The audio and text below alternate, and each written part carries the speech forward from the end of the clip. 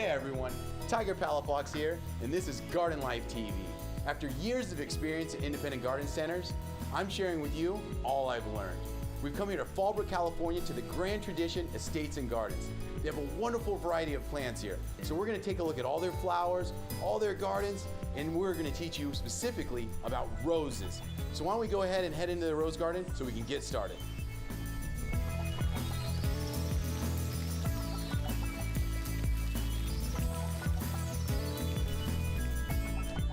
So we're here in one of the rose gardens at the Grand Tradition, and I'm gonna show you how to plant a rose. So let's take a look at this wonderful rose I got down below here. This is a Michelangelo rose. This is a new rose, so you can kind of see there's not any foliage on it. It's got 4 stems on it at the moment.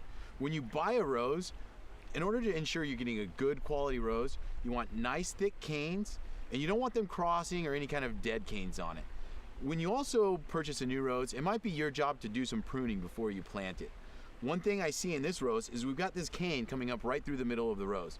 An ideal rose shape is 3 canes all pointing away from each other in like a V or an upside down cone shaped form. So what I'm gonna do before we plant this is cut this cane off. I'm gonna cut it right down here at the base and remove it there. So now this rose is ready to get planted.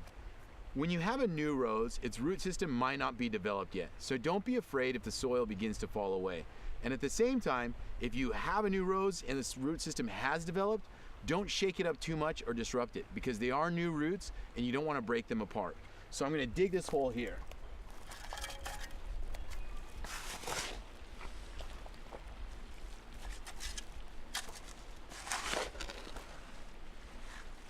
When digging the hole, you want the hole to be bigger than the pot that the rose is in at the moment.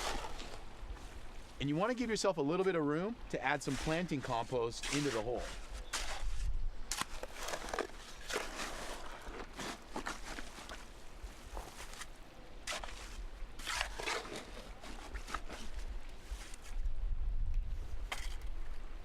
So I'm going to put some Rose Grow from EB Stone at the base of this hole, and this will give a nice medium for the rose to begin to grow into.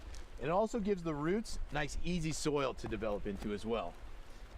Again, I don't want to disrupt the roots too much, so I simply take the rose upside down, hold the bottom, and put it in the hole. If the roots or the soil does fall away, just try to take your care to keep it all intact.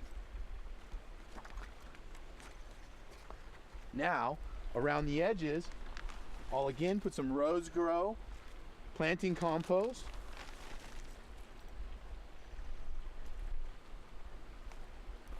Add a little bit of the Rose Grow fertilizer, and then begin to backfill with some of the existing soil. This mix of existing soil and new soil is going to make sure that the roots are adequately strong,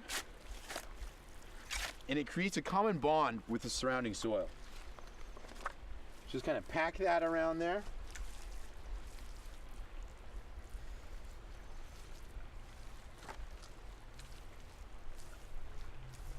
You want to make sure that the rose is flush with the other surrounding soil. It's not sunken in or it's not too well exposed, because if it's too high, you're going to expose a lot of the roots, which will then begin to dry it out. If it's sunken down into the soil, you're going to rot out these base canes above the graft, which will then cause problems by having suckers or disease. I always like to top it off with a little bit of compost as well to give it that fresh new look.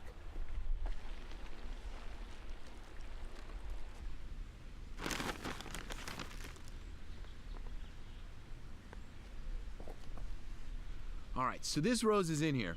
Remember that when you're picking the rose out, you want to look for nice thick canes. That's going to tell you it's a quality rose.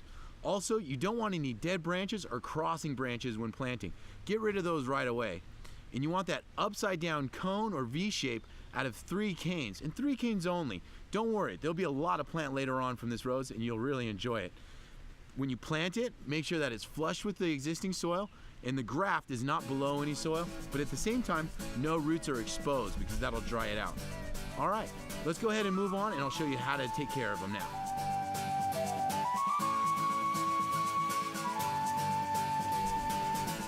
So now that I've showed you how to plant the rose, we're gonna move on how you take care of them.